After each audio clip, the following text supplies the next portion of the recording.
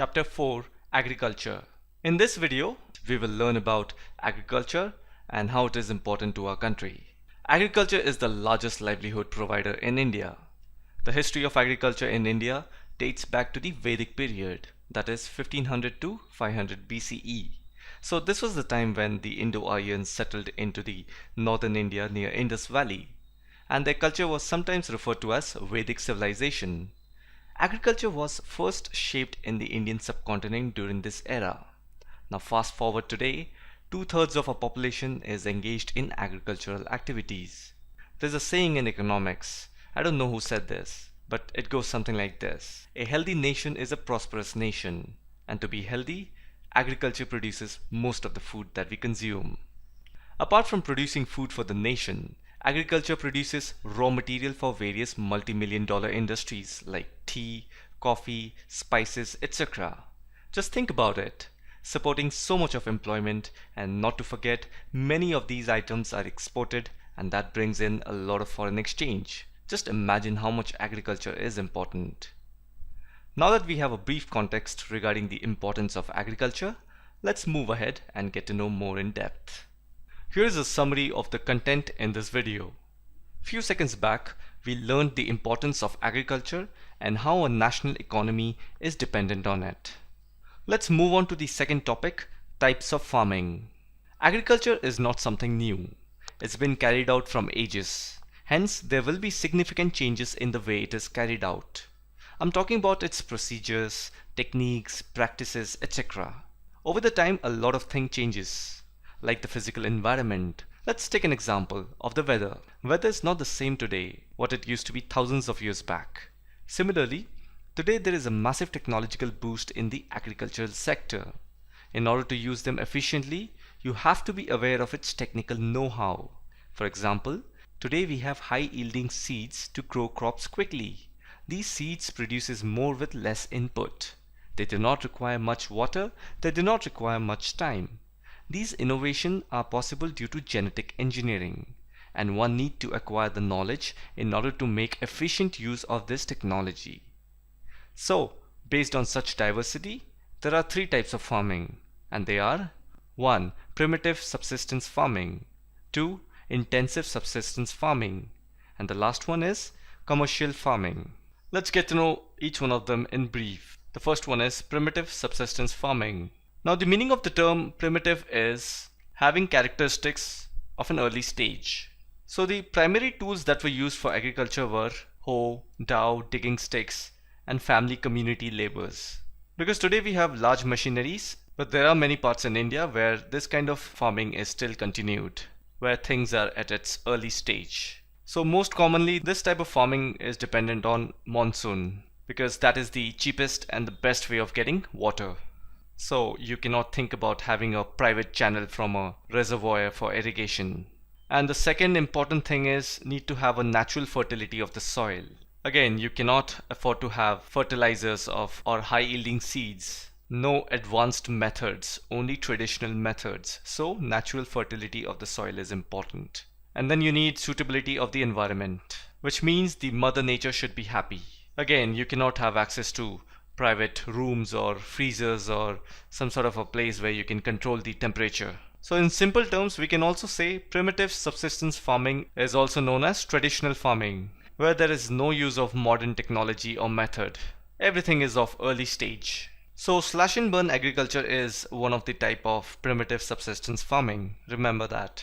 There's another word to it. It's called jhum cultivation. It's mainly practiced by the tribal people of the northeastern region. So what they do is they clear the land, they cut down all the natural vegetation, they make it a flat plain land, they grow their food crops, and once they have done with the growing part, naturally the soil fertility will decrease. Then what they do is they burn the natural vegetation so that all the burn ashes of the vegetation will again make the soil fertile, and in the meantime they move on to the next piece of land.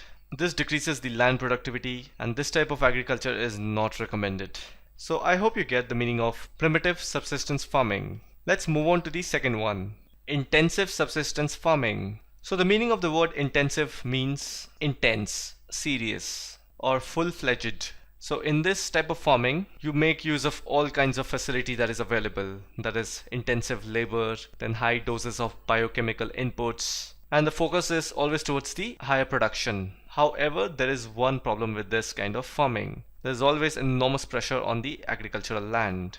Because a farmer would have limited piece of land, and due to family, economical or financial pressure, he has to continue to grow more and more crops so that he can have maximum output from that limited piece of land. So just remember the word intense, you will get the meaning of this type of farming.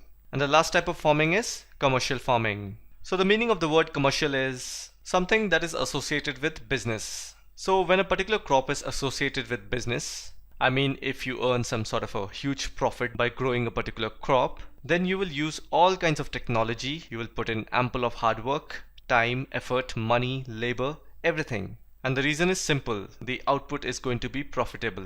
So this is the meaning of commercial farming. So the kind of inputs that we put in this kind of farming are, you will use high yielding variety seeds. So these are genetically produced seeds. So this kind of seeds produces more with less input. Then again you will use chemical fertilizers, insecticides and pesticides for higher productivity. Now rice is a very common as well as important commercial crop, because you and I, we do eat rice at least once in a day.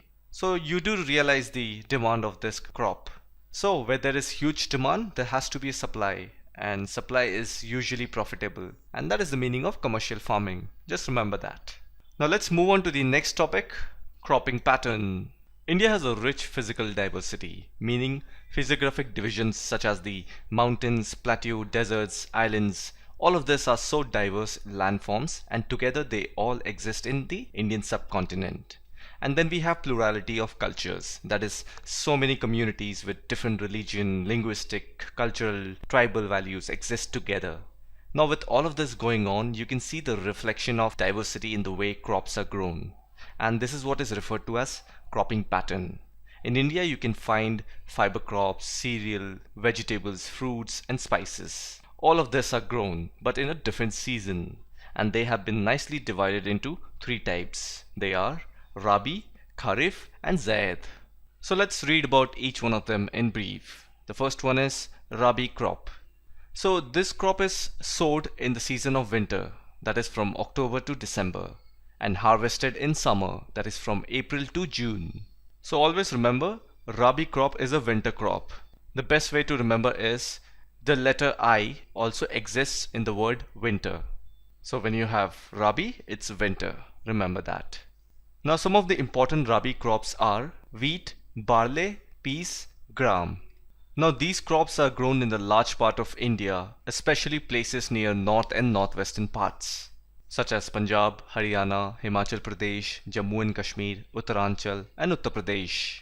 So remember, India has two types of monsoon, that is southwestern monsoon and then northeastern monsoon. So the second one, that is the northeastern monsoon, it occurs during the winter season. Therefore, this monsoon or this rainfall helps in the success of these crops.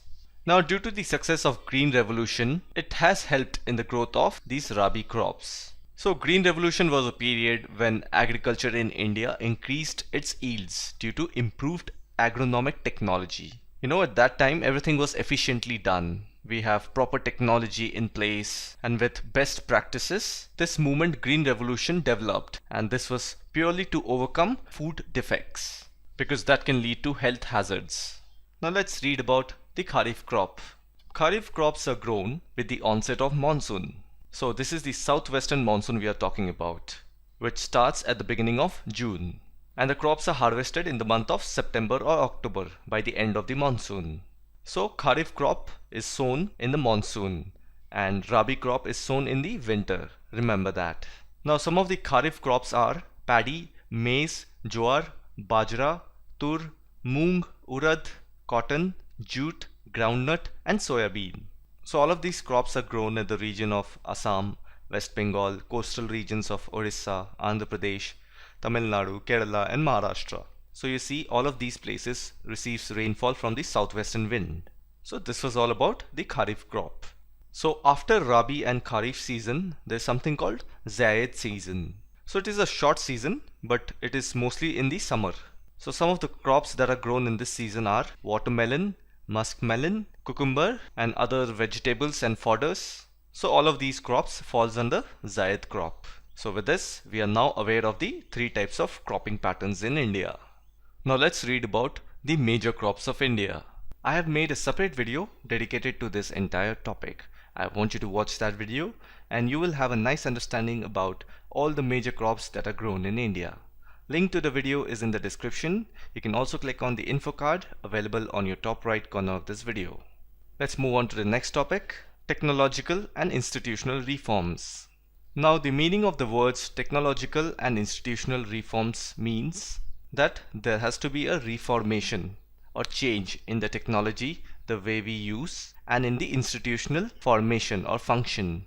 Because if we bring a positive change in both the sectors, that is the technology as well as the institution, it will only contribute towards smooth functioning of the workflow and efficiency will be at its prime. Agriculture is the bloodline of a country. I mean, without food, no one can survive. Therefore, to develop this sector, there has to be a compatibility with the technology and the institutional changes. Because if you're performing agriculture on your land without the help of technology or any institutional help, then it is not sustainable, meaning it will not last for a very long time. You will be exhausted, tired, and your productivity will be low. There are so many farmers in this country who still depends upon the monsoon and the natural fertility of the soil. I mean, it isn't wrong, but the productivity would be so less. I mean, as a farmer, you need to make use of the irrigational facilities, and then you have to use fertilizers for growing the natural fertility of your soil. You also need to use high yielding variety of seeds that take less input and gives a larger output. Because if you don't make use of all these new reforms, then it is going to be a serious challenge to the rising population. Because what happens when supply doesn't meet the demand? There will be all sorts of crises, and no country wants that. Therefore, the agricultural sector needs some serious technical and institutional reforms. So if you look at the first 5-year plan of our India, or for those of you who don't know what is 5-year plan, it is a government plan for economic development. So what they do is they decide and write it down all the things that they want to do for the next 5 years. Since independence, we have had 12 5-year plan. Anyways, so if you look at the document, you will find that there is a mentioning of institutional reforms and technological reforms for the agricultural sector. So what does it mean? It means that even the government is strong about adopting these measures so that they can improve the agricultural sector. So if you look at the first 5-year plan, which was drafted in the year of 1951 to 56, in that it is mentioned about abolition of zamindari system, and that is a major step towards land reformation. In case you want to read more about it, I have a link in the description to the first 5-year plan. In fact, you can read up all the 5-year plans. So some of the strategies that has been taken by the government of India in improving the Indian agricultural sector is Green Revolution and White Revolution. So these revolutions included both institutional and technical reforms. So some of the reforms were provision for crop insurance against drought. So just like you have an insurance for your car, here you have an insurance for your crop. Then you have the establishment of Grameen banks, cooperative societies and banks for providing loan facilities to the farmer. So every bank has a priority sector lending scheme. So it is an important role given by the Reserve Bank of India. So what happens in this scheme is the bank has to keep aside certain amount of money that can only be given to the agricultural sector or allied activities as loan. So this money cannot be given for any other purposes. This is only meant for agricultural activities. So these are some of the schemes introduced by the Government of India for the benefit of the farmers. And the next topic is contribution of agriculture to the national economy. Now we know that agriculture has been the backbone of the country. Therefore, naturally its contribution to the GDP would be statistically visible. But this contribution is declining year by year. So any sort of decline or stagnation is bad for the nation and will have serious implication on the society. Government is dedicated towards the development of this sector by joining hands with Indian Council of Agricultural Research, many agricultural universities, many veterinary services and numerous animal breeding centers. So all sorts of R&D is being carried out by the government. Now, another challenge that our country faces today is that our GDP is increasing, but the employment opportunity is not. I'll just give you a brief illustration as to what I just said. So, GDP is nothing but the value of all the finished goods and services produced within a country. Now, I want you to imagine two countries having GDP of 100. So, country A has 100 and country B has 100. And also assume their population is the same, that is 10 people. So, in country A, 10 people are earning 10 rupees in order to generate a GDP of 100. Fair enough? Now, in country B, 5 people are earning 20 rupees each in order to generate a GDP of 100. And rest 5 people are unemployed. So you see, increase in GDP does not mean the country is doing well in terms of employment. Now with the similar principle, we can also think of it this way. Though the GDP must be increasing for the country year by year, but then the growth rate of agriculture is decelerating. So the three most important sectors, agriculture, industries and services. So these three sectors broadly determines the kind of job that we are in. So currently India's GDP is 7.3. Now it's really good, it's high. But if you look at inside, the services sector is high, followed by industries, and then last is agriculture. And moments back we just read that agriculture is the backbone of the Indian economy. If that is low, what good is it going to do to the country? I hope you get what I'm trying to say. And because of the increase in the services sector, a lot of things are being outsourced from developed nations to our country, including jobs, products, services, etc. And because of that, Indian farmers are facing a big challenge from the international competition. And then on the other hand, government is also not increasing the funding in the agricultural sector. And because of all of this, farmers are withdrawing their investment from agriculture. There are a lot of people who were farmers once upon a time.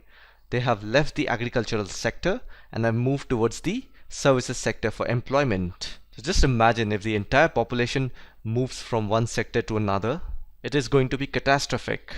Though it may promise you comfort, job security and benefits, but we need sufficient amount of people at different sectors so that no sector is empty. Especially we cannot afford to empty the agricultural sector. It needs to be properly fed with investment.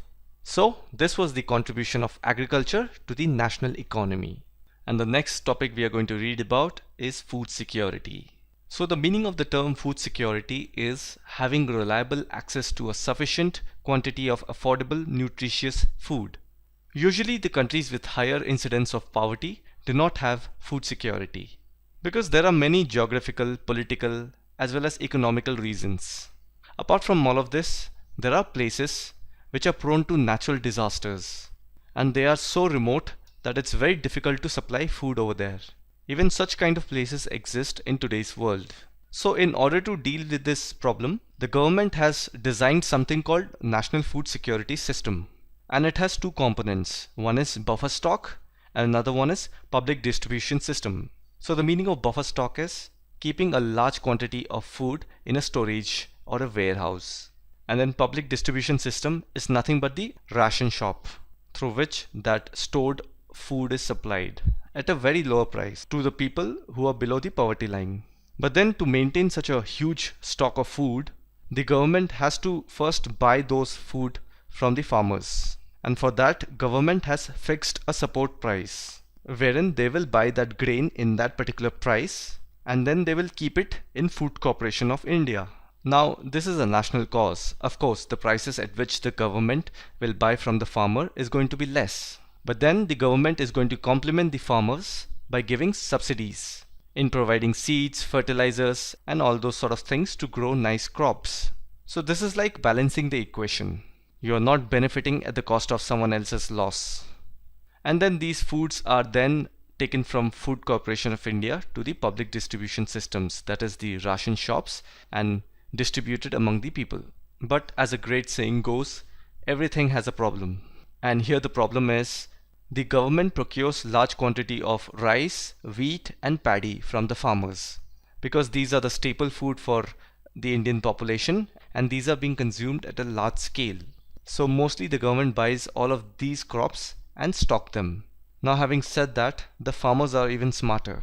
They have also developed interest in growing only these kind of crops because there's not going to be loss for the farmers. It's directly going to be taken by the government, so they will not have a loss in it. Now due to this, there is a distorted cropping pattern. And another problem comes from the administrative point of view. We know that consumers or the population is divided into two categories, that is above the poverty line and below the poverty line. And based on this, the government provides this stocked food through PDS to the below poverty line people. But the categorization is not perfect, and the number of deserving poor people are not being benefited by these schemes. So even this problem needs to be addressed. So again, all of this problem can be only dealt if the government increases the investment in agricultural sector.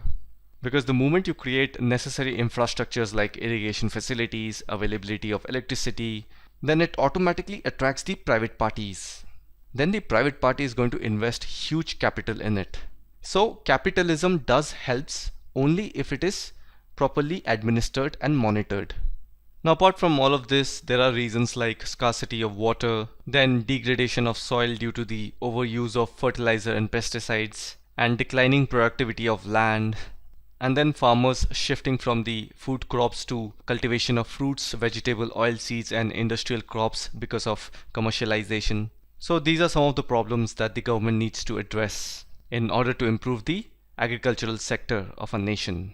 And the last topic of this chapter is impact of globalization on agriculture. Globalization means when an organization develops international influence or starts operating on an international scale. So here we are going to read about how agriculture gained international exposure. So globalization is not something new for Indian agriculture industry. It's been happening since 19th century. When European traders arrived, they used to take Indian spices to different parts of the world, and the Indian farmers were asked to grow European crops. So all of this accounts for globalization. The British were attracted to the cotton belts of India. They exported heavy cotton raw materials to Britain, and due to which Britain textile industry flourished. And we have many more such examples of globalization. Now today, India is an important producer of rice, cotton, rubber, tea, coffee, jute and spices. But still our agricultural products are not able to compete with the developed countries because the government of developed countries, they highly subsidized agriculture in those countries. As a result, they are able to produce good as well as huge quantities of products. In India, we do not have proper infrastructure for the agricultural department. The condition of small farmers have barely changed. Our farmers are still fighting the most basic problems of agriculture, like overusing of chemicals, land degradation, and vanishing biodiversity. So all these initial problems, we are still engaged in that. So a proper thrust should be given to the improvement of the condition of small farmers. So there is an old saying that success lies in small changes. Therefore, the Indian farmers should diversify their cropping pattern from cereals to high value crops, because this needs to be done at the most basic level. Though we can sit and talk about institutional and technical reforms, but at the ground level, farmers need to understand this logic behind diversifying the cropping pattern. We have to learn the art of harnessing the diverse climate, and in the process grow a wide range of high value crops. So with this, we have come to an end of this chapter. I hope you have found this video informative. If you enjoyed these videos and see a purpose behind watching them, please like the video and comment down below. Until then, catch you guys later and talk to you guys on the next one. Peace.